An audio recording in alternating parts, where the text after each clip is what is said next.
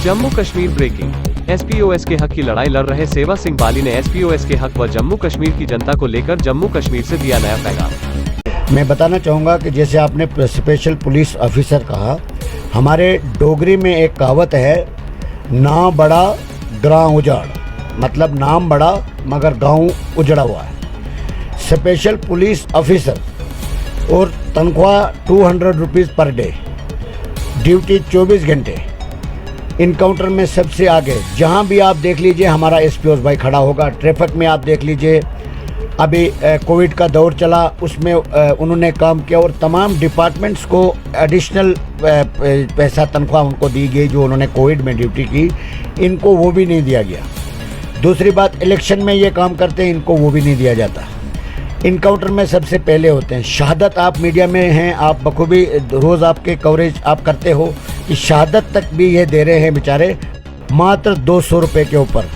मैं एसपीओज की बात को इसलिए उठाता हूं क्योंकि एसपीओज एक ऐसा तबका है, ये प्रोटेस्ट नहीं कर सकते क्योंकि बेल्ट फोर्स का एक प्रोटोकॉल है। ना ये प्रोटेस्ट कर सकते हैं, ना अपने सीनियर अधिकारी के पास अपनी बात दिल से रख सकते हैं, क्योंकि इनको हमेशा डर रहता है कि हमें किसी भी वक्त ये डिसएंगेज कर देंगे। क्योंकि पुलिस में आप बखूबी जानते हैं कि वो ज़्यादा किसी ऑफिसर के सामने ज़्यादा बात कर ही नहीं पाते।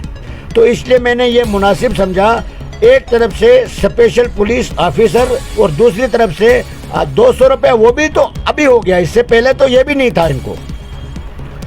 पिछले 6-7 साल से मैं आपको बताना चाहूँगा जानकारी में कि जब हमने ये शुरुआत की थी उस वक़्त हमें ये कहा गया था, उस वक़्त के चीफ मिनिस्टर साहब ने, कि हम इनको निकालने वाले हैं और आप इनकी सैलरी बढ़ाने की बात कर रहे हो। काफ़ी दौर देखा जनाब मैंने, बड़ी मुश्किलात का सामना मैंने किया है। और दूसरी बात मैं आपको ये बताना चाहूँगा कि जब बार बार हमने एक बार मैंने कश्मीर में यहाँ प्रेस कॉलोनी में एक बहुत बड़ा प्रोटेस्ट भी किया था और मैं धन्यवाद करना चाहता हूँ आपका और मीडिया का। मीडिया ने उसको हाईलाइट किया और उसके बाद काफ़ी मूवमेंट हुई और 2019 में प्राइम मिनिस्टर साहब के पास हम गए, उन्होंने एक आर्डर वहाँ से लिखा, उस पर काफ़ी संघर्ष करने के बाद इनकी सैलरी थोड़ी बहुत बढ़ाई गई, जिसमें 6,000, 9,000, 12,000, 15,000, 18,000 तक की गई। मगर जो हम मांग रहे थे, एक तो रेगुलर पॉलिसी, और जो नए लड़के हैं जो इस वक्त मात्र 6,000 रुपया ले रहे हैं, उनकी वो वेल क्वालिफाइड भी हैं, और दूसरी बात उनको कांस्टेबल की तरह अपॉइंट किया गया है। तमाम टेस्ट उन्होंने पास किए, ग्राउंड भर्ती उनकी हुई है, मेजरमेंट क्वालिफिकेशन सारा जो भी कांस्टेबल के लिए है वही उनको भी रखा गया, और तनख्वाह में ज़मीन आसमान फ़र्क। तो उसका हमने इसीलिए हमने ये मुनासिब समझा कि इनकी आवाज़ उठाने वाला कोई नहीं। क्योंकि मैं आपको बताना चाहूँगा कि मैंने भी फॉरेंसिक साइंस लैब जो पुलिस के अंडर ही आता है, उसमें 11 साल सर्विस करने के बाद मैंने रिज़ाइन किया। रिज़ाइन करने के बाद जब मैं हर डिस्ट्रिक्ट में हर जगह पर जब जाता रहा तो मैंने देखा, और यहाँ तक मैंने देखा कि कहीं कहीं महीने इनको तनख्वाह भी नहीं दी जाती थी। उसके लिए भी हमने एक आर्डर पास करवाया जिसमें 7 तारीख, और जो आपसे बात कर रहा हूँ वो मेरे पास सारे डॉक्यूमेंट्स अवेलेबल हैं और हर डॉक्यूमेंट्स में मेरा नाम मेंशन है। मैं राजनीति नहीं करता हूँ, मैं वोट बैंक की राजनीति नहीं करता हूँ, मैं फैक्ट जो है वो बताता हूँ, बेखौफ बताता हूँ, डरता हूँ अल्लाह ताला से। बाकी किसी से डरने की मुझे कोई ज़रूरत नहीं। मैं जो बात कहता हूँ मेरे पास ऑथेंटिक प्रूफ होते हैं, साथ में मेरे पास रिकॉर्ड होता है, उसी आधार पर मैं बात करता हूँ। जो मैंने संघर्ष किया मैं वही आपसे शेयर कर रहा हूँ। उसके बाद जब हमने रेगुलर पॉलिसी के लिए कोशिश की, तनख्वाह बढ़ने के बाद हमने उनसे गुजारिश की कि हमने आपसे रेगुलर पॉलिसी मांगी थी, तो प्राइम मिनिस्टर साहब ने जम्मू कश्मीर के चीफ सेक्रेटरी साहब को लिखा। उसमें हमने बड़ी ही दौड़ धूप करने के बाद हमें लगा कि ये गवर्नमेंट जो जम्मू कश्मीर की गवर्नमेंट है ये आनाकानी कर रही है। और जम्मू कश्मीर के डीजीपी साहब ने जब MHA यानी प्राइम मिनिस्टर साहब ने चीफ सेक्रेटरी साहब को लिखा, चीफ सेक्रेटरी साहब ने होम डिपार्टमेंट को लिखा, जब होम डिपार्टमेंट का लेटर डीजी साहब के लिए गया तो उन्होंने ये लिखा कि एसपीओ के लिए हमारे पास ऑलरेडी पॉलिसी है। और वो पॉलिसी उन्होंने ये बताई कि जो साइटेशन में होंगे, जिनके पास साइटेशन है या सपोर्ट से रिलेटेड है या ITI डिप्लोमा होल्डर हैं किसी भी ट्रेड में, तो उनको हम कन्वर्ट कर देते हैं कांस्टेबल या फॉलोवर। तो उस आर्डर को भी जमीनी सतह पे इम्प्लीमेंट नहीं किया जाता है, जो डीजी साहब ने खुद लिख के दिया है। अब हमने उसकी आरटीआई लगा दी है उस आर्डर की।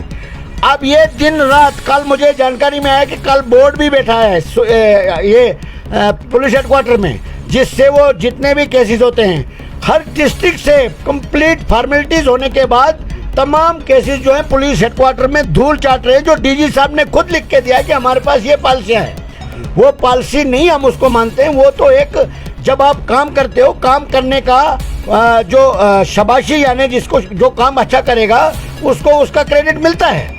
अगर कोई जान के हथेली पे लेके कोई काम करेगा तो उसको आप कंफर्म करोगे, वो आप एहसान नहीं करोगे उसके ऊपर, वो डिजर्व करता है उस चीज़ के लिए।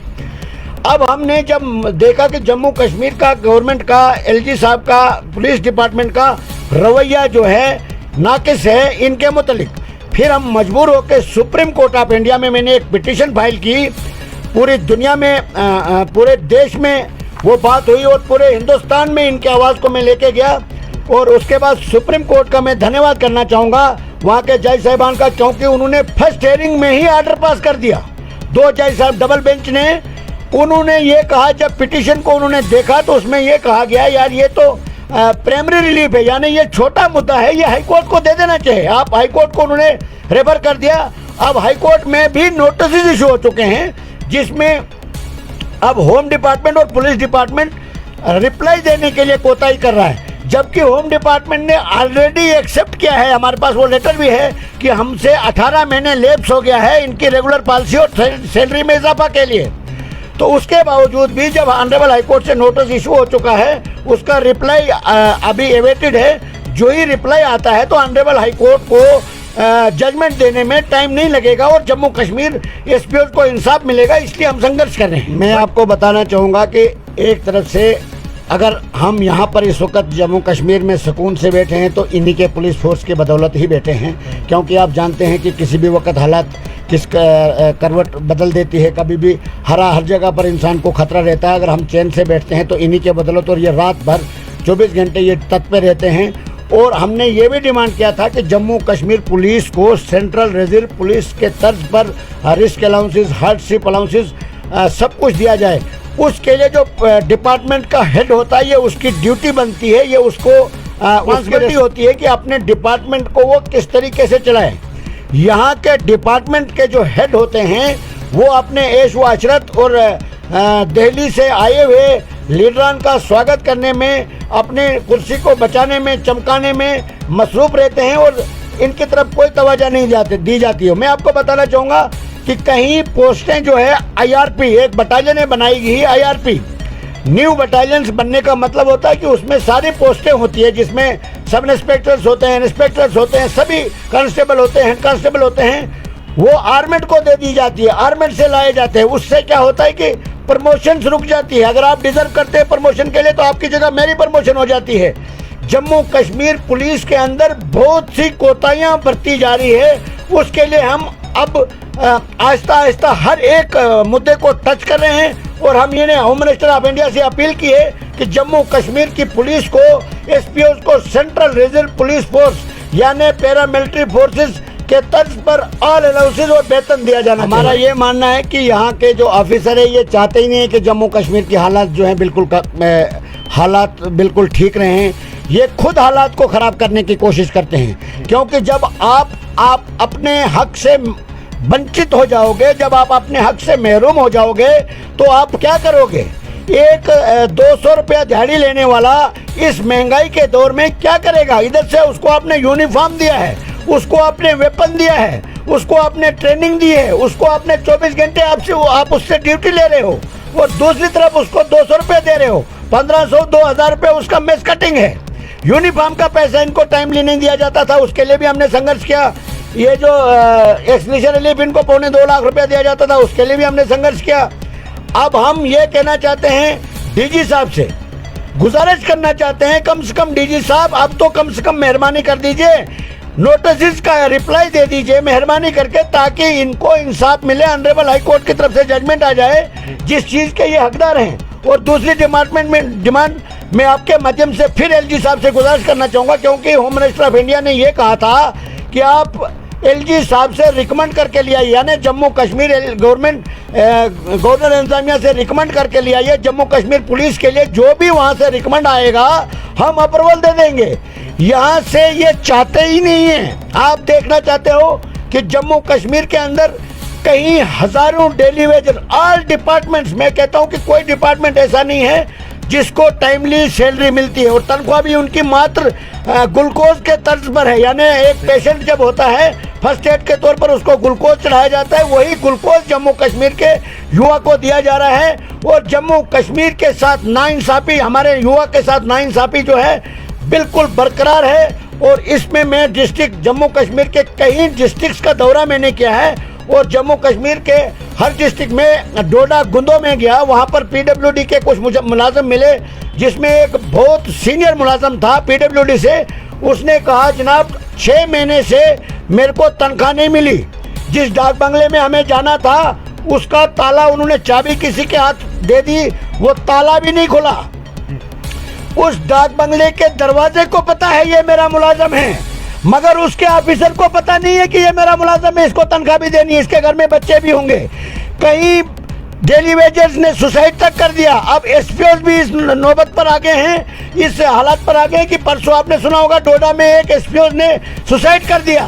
कम से कम जम्मू कश्मीर की गवर्नमेंट को इन चीज़ों पर तरजीह देनी चाहिए, जो ये बिना मतलब कभी ये डिलिमिटेशन वाले, कभी ऑल पार्टी मीटिंग दिल्ली करोड़ों रुपया बर्बाद करते हैं। उससे बेहतर है कि जो लोग वंचित है अपने हकूक से, उनको हक दे दीजिए। जम्मू कश्मीर एक खुशहाल जम्मू कश्मीर बन सकता है अगर जम्मू कश्मीर के नेताओं की और जम्मू कश्मीर की एडमिनिस्ट्रेशन की नीति में खोट न हो। जम्मू कश्मीर एक गुलदस्ते की तरह बन सकता है, जिस तरीके से हमारा जम्मू कश्मीर हिंदू मुस्लिम भाईचारे के नाम से सदियों से जाना जाता है। अगर बर्बाद करते हैं तो ये यहाँ के हुक्मरान, हम लोगों के बीच में दीवार खड़ी करते हैं तो यहाँ के हुक्मरान और यहाँ के एडमिनिस्ट्रेटर, यहाँ के लोग प्यार से रहते हैं। मैं कश्मीर के हर डिस्ट्रिक्ट में गया, मुझे वहाँ के लोगों ने इतना स्वागत किया, इतना प्यार दिया, जो मैं कभी ख्वाब में भी नहीं सोच सकता हूँ। जम्मू कश्मीर की यही पहचान है। जम्मू कश्मीर एक गुलदस्ता है, हिंदू मुस्लिम भाईचारा यहाँ पर हमारे बुजुर्गों की देन है, और उसको जिंदा हम आखिरी दम तक उसको उस पर आंच नहीं आने देंगे। मगर ये हुक्मरान अपने वोट बैंक के लिए हमें दीवार खड़ी करके हमें बांटने की राजनीति करते हैं। अब ज्यादा देर उनको हम इस मकसद में कामयाब नहीं होने देंगे। देखिए, मेरा एक ये मानना है कि अगर हम किसी को कोई बात करेंगे तो हमें अपने ऊपर कहनी पड़ती है। अगर मैं बताऊंगा कि आप गलत कर रहे हो, मैंने अपने को बोलना है कि मैं गलत कर रहा हूँ, ताकि आपको फील भी ना हो और आप समझ जाएं। मैंने उसमें ये लिखा है, मुझे बेवफा समझ के सबने साथ छोड़ दिया, फिर किसी ने कहा तुम बेवफा नहीं हो, गरीब हो इसलिए तना हो। क्योंकि गरीबों के ऊपर जो भी कानून बनती है वो गरीबों के लिए होती है, जो भी लॉ बनता है वो गरीबों के लिए होता है, जो भी सख्ती बनती है वो गरीबों के लिए होती है। कोई भी आफत आती है गरीब के लिए आती है, छोटे मुलाजिम के लिए आती है। उसका मुकाबला जो छोटा मुलाजिम, गरीब आवाम, जो बड़े लोग जो हैं उन्होंने अपने प्रॉपर्टी बना ली है। हम लोगों के हकूक़ को मार के उनके ऊपर कोई भी परेशानी नहीं आती है। और आप देखते होंगे जहाँ भी कोई भी शख्स जहाँ पर ज़्यादा से ज़्यादा सफ़र करता है वो गरीब करता है। और मैंने इसीलिए वक्त की अहम ज़रूरत को मानते हुए नॉन पॉलिटिकल बेस पर एक all India voice of poor people संगठन बनाया है, जिसमें हम सब मिलके, उसमें मैं आपसे भी अपील करूंगा कि मीडिया को भी चाहे इस दबी हुई आवाज़ को उठाने में आपका भी जो रोल रहा है। मैं मानता हूं कि कश्मीर की मीडिया का जो रोल रहता है हर वक्त जम्मू कश्मीर की सच्चाई को देश के सामने लाने के लिए, उसके लिए मैं आप सबको सलूट करता हूं। और आप हर एक मुश्किल घड़ी में हम सब की गरीब जनता की आवाज़ को बुलंद करते हैं, और आप इसके लिए बधाई के पात्र हैं, क्योंकि यहाँ पर हालात ख़राब भी होती है और आप वक्तन हर एक टाइम टू टाइम जो अपडेट ज़मीनी सतह यानी ग्राउंड लेवल की ज़ीरो जो ग्राउंड की रिपोर्टिंग करते हो, मैं आपका भी धन्यवाद करता हूँ। और जो आपने मुझसे पूछा, मैंने भी अपने तरफ से जो सच्चाई है वो बयान की। कई लोगों को मेरी बातें बड़ी कड़वी लगती है, मगर सच्चाई जो है, सच्चाई हमेशा कड़वी होती है। और मैं आपको एक बात बता दूंगा, जीत हमेशा सच्चाई की होती है। टाइम जरूर लगता है, बोलते हैं खुदा के घर में देर है अंधेर नहीं। जैसे आपने ये कहा कि हर वक्त ये सोशल मीडिया में या कहीं ना कहीं हम उनको देखते रहते हैं। मेरा यही काम करने का तरीका है। मैं 24 घंटे एक्टिव रहता हूँ, साल के 12 महीने एक्टिव रहता हूँ। अब आने वाले वक्त में आप जम्मू कश्मीर में आप देखोगे कि हर जगह पर आपको टाइम नहीं मिलेगा। जो बरसाती मेंढक हैं, बरसात आने वाली है यानी इलेक्शन आने वाले हैं, जम्मू कश्मीर में इतने लीडर आपको नजर आएंगे, जितने वोटर नहीं होंगे उतने आपको लीडर नजर आएंगे। शेहबाज सिंह बाली आपको 12 महीने नजर आएगा।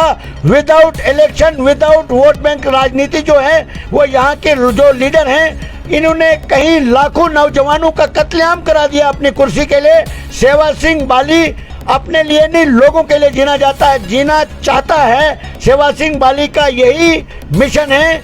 दुनिया अपने लिए जीती है, शेहबाज सिंह बाली लोगों के लिए जीना चाहता है, दूसरों के लिए जीना चाहता है। ये मैं पैगाम और यही मैं लोगों तक ये पैगाम देना चाहता हूँ।